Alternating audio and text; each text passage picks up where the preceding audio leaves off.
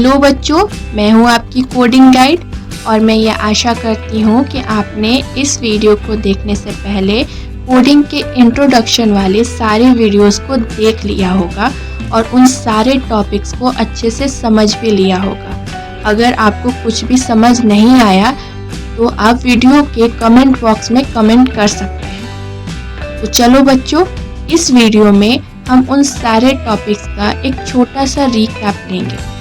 तो चलो देखते हैं कि हमने उन वीडियोस में कौन कौन सा टॉपिक पढ़ा था। तो पहला टॉपिक था कि कोडिंग का यूज़ कहाँ कहाँ होता है, जिसमें हमने देखा था कि कोडिंग का यूज़ सिर्फ कंप्यूटर तक ही सीमित नहीं है। कोडिंग का use mobile phone, games, apps और रोबोट्स में भी होता है।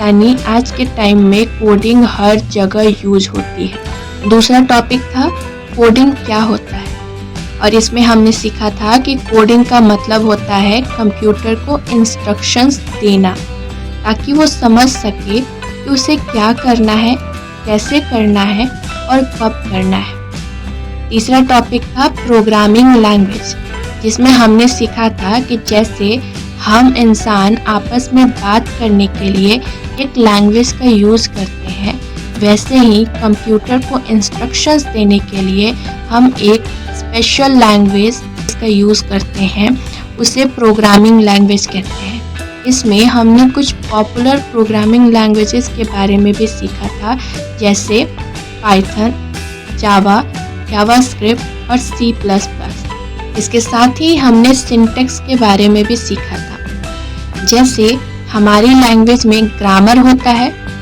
वैसे ही प्रोग्रामिंग लैंग्वेज में सिंटैक्स होता है।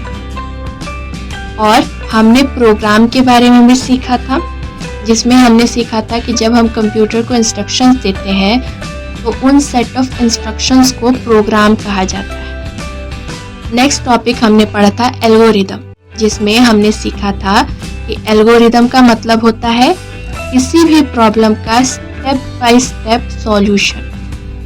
नेक्स्ट टॉपिक था फ्लो चार्ट, जिसमें हमने पढ़ा था कि फ्लो चार्ट एक डायग्राम होता है जिसमें हम शेप्स और एरोज का यूज़ करके एल्गोरिदम को दिखाते हैं। और आपने शेप्स के बारे में भी सीखा था कि हम इनमें कौन कौन से शेप्स यूज़ करते हैं। जैसे पहला शेप था ओवल। इस शेप को स्टार्ट, एंड या हॉल्ट के लिए यूज़ किया जाता है। दूसरा शेप था रेक्टेंगल। इसे प्रोसेस के लिए यूज़ किया जाता है। तीसरा शेप था डायमंड। इसे डिसीजन के लिए यूज़ किया जाता है। और चौथा पैरेललोग्राम। इसे इनपुट आउटपुट के लिए यूज़ किया जाता है। और पांचवा था एरोज, जिसे हम फ्लो दिखाने के लिए यूज़ करते हैं। अब नेक्स्ट टॉपिक हमने पढ़ा था सूडो कोड। बच्चों, इसमें हमने पढ़ा था कि सूडो कोड एक ऐसा कोड होता है जो रियल प्रोग्रामिंग लैंग्वेज जैसा लगता है, पर वो रियल प्रोग्रामिंग लैंग्वेज नहीं होता, वो सिंपल लैंग्वेज में लिखा होता है। और इसमें हमने एक और इम्पॉर्टेंट बात सीखी थी कि एल्गोरिदम, फ्लो चार्ट और सूडो कोड तीनों में ही हम प्रॉब्लम का स्टेप बाय स्टेप सॉल्यूशन बनाते हैं, लेकिन फिर भी ये तीनों एक दूसरे से अलग हैं। जैसे एल्गोरिदम में हम सबसे पहले प्रॉब्लम को समझते हैं और फिर उस प्रॉब्लम को सॉल्व करने के लिए एक प्लान को सोचते हैं।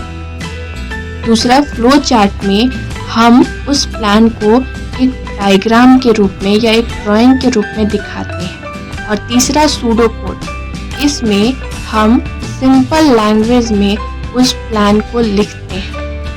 तो बच्चों, अब तक हमने इंट्रोडक्शन कोर्स में कोडिंग का बेस बना लिया है, लेकिन कोडिंग में एक्सपर्ट बनने के लिए प्रैक्टिस और टेस्ट बहुत ज़रूरी होता है। इसलिए मैंने बनाया है प्रैक्टिस कोर्स।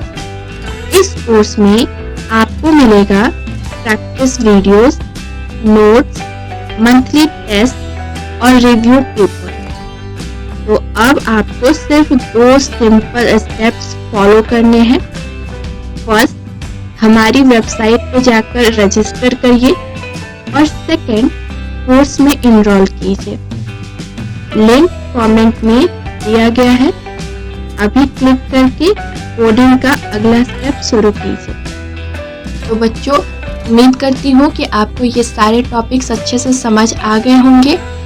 आप इन सारे टॉपिक्स का नोट्स ज़रूर बना लें और उसका रिवीजन करें। तो मिलते हैं नेक्स्ट वीडियो में। लेकिन जाने से पहले आप मेरे चैनल को सब्सक्राइब ज़रूर कर लीजिएगा और वीडियो को लाइक और शेयर ज़रूर कर लीजिए।